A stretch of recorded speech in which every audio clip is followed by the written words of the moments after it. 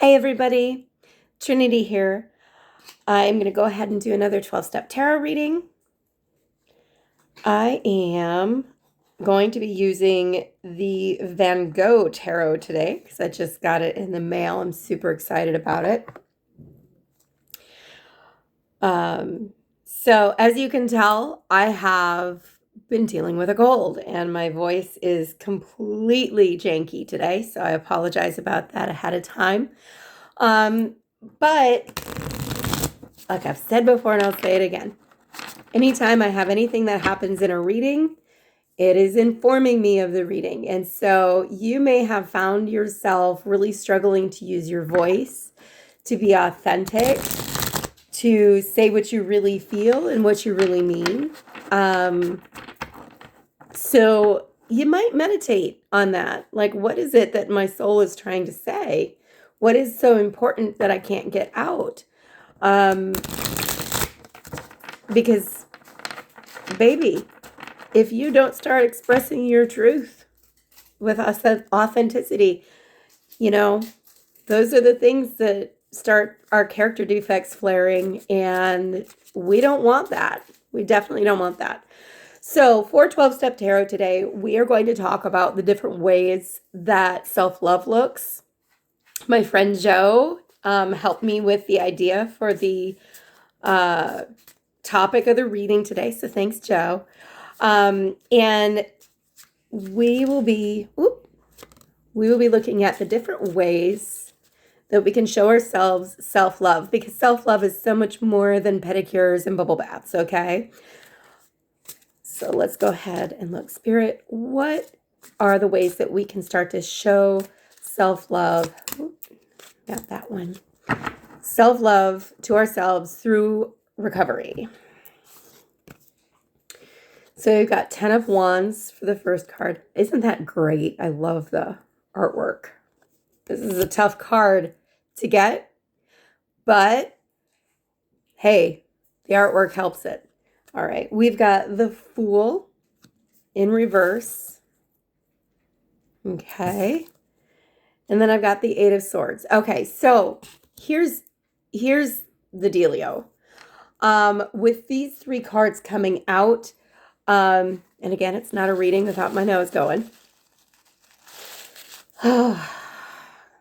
Every day. So with these three cards coming out, what it's showing me is that you've been dealing with a lot of burden and a real fear of taking calculated risks. But you've also been kind of foolhardy in the fact that you've been taking some risks that you shouldn't be. Okay. So a large part of the reason why you're doing those things is because you're wrapped up in your own head. So first and foremost, I was actually just at a 12-step meeting and we were talking about step 3, which is made the decision to turn our will and our lives over to a power greater than ourselves as we understand it. I know a lot of people talk about how difficult steps 4 and 5 can be. In my opinion, those can be intimidating, but the hardest for me was surrendering my will. Why is that? It's because sometimes it can have little sneaky ways of, you don't even realize that you're using your own willpower instead of relying on a higher power to make decisions for you. Okay. A lot of times the reason why we do that is because we have this Eight of Swords energy where we're completely wrapped up in our head through the anxiety. So taking a breath, taking a moment, if you have a God box, this is a wonderful time to use it. Write down anything on a piece of paper that you are struggling with or have anxiety about, and then put it in your God box. And that literally is a physicality of taking it and putting it into a box. Some people call that experiential therapy. Some people call that witchcraft. I don't care what term you use it, so long as it keeps you sober. But this is something where that God box, if you don't have one, all it is you remember those Valentine's boxes that we used to make for Valentine's Day for, exchanging little candies with one another at school? You do the same thing. You can take a shoe box or whatever kind of box you have, decorated however you want, and that's your God box. And make sure that it has a lid or a cut in the to open it up so you can put paper in it. And you literally write down everything that you want to give up to your higher power and put it in that box. Okay. So that is a really great form of self-care too. When we talk about the serenity prayer, the serenity to accept the things you cannot change, the courage to change the things you can, and the wisdom to know the difference. Oftentimes I found when I use my God box, I can actually get the wisdom to know the difference afterward. There have been times where I think I've got a handle on it, but I put it in my God box anyway, and God takes care of it. And other times I think there's no way I can handle this, and I put it in my God box, and God comes back to me and is like, actually, you could do X, Y, Z and solve your problems. So either way, it's a really good tool to use. I really highly recommend that. That's actually what I work or I talk with my sponsees about. Is their God box, because just being able to surrender your problems to a power greater than yourself just alleviates so much stress in your life, and that stress is really what circles back and makes your character defects come out. It makes, us start exhibiting the behaviors that lead to drinking and drugging eventually. It may not be that first day, it may not even be the first week, but over time, that alcoholism, that addiction will come in and start whispering to you, what would solve this problem, when in actuality, that is the farthest thing from the truth. Okay, so we're going to talk about self-care. Okay, Spirit, how can we use self-care and self-love to get out of this situation that we're in right now? I've got the Six of Cups, working with others,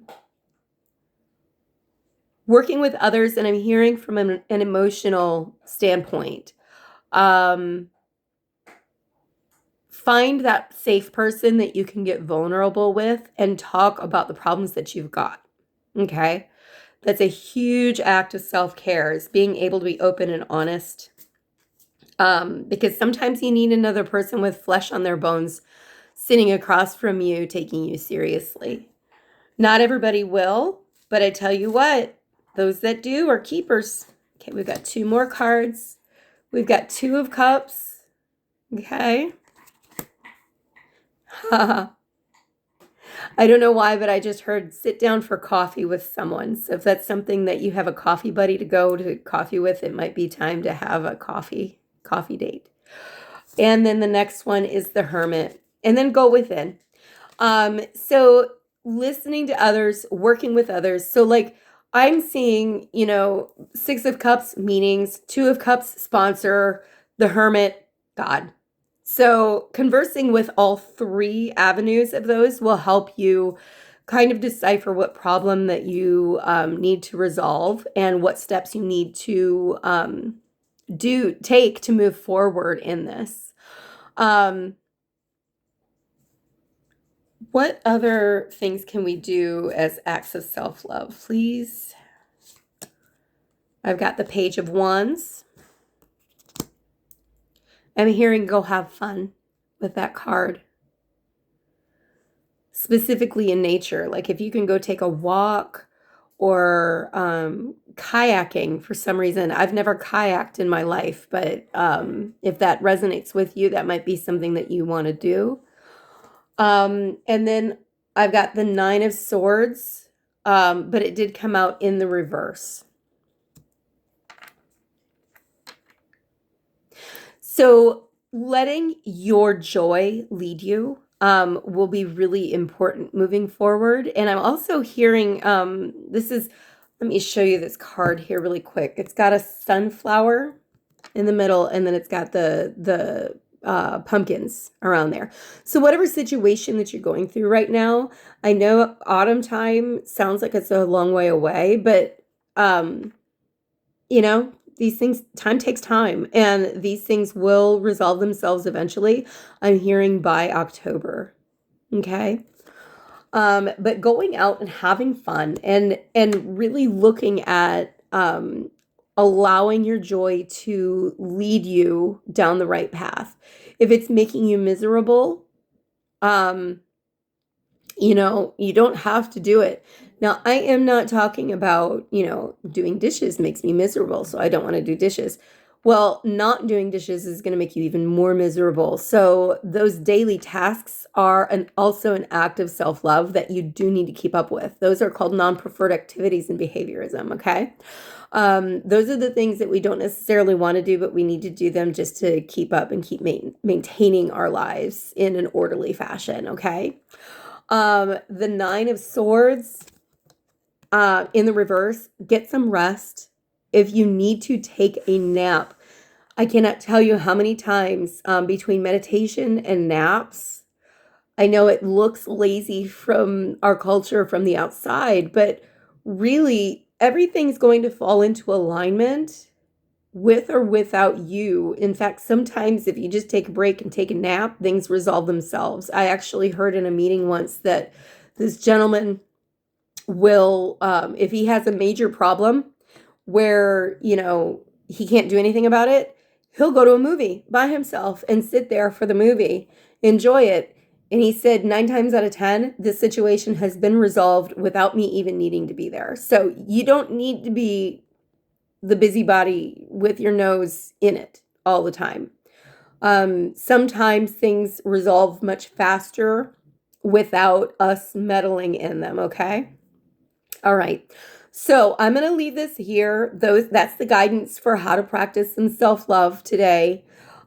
Meetings, sponsor, talking with God, so prayer and meditation, looking at letting your joy and lead you and having fun, cultivating fun things in your life, getting some rest, taking a nap, and really getting out of your own head so that you're not making brash decisions that will end up with more of a burdensome scenario for you in the end than you already have. Okay? All right. That's all I've got for today. If no one's told you, know that I love you. Take care.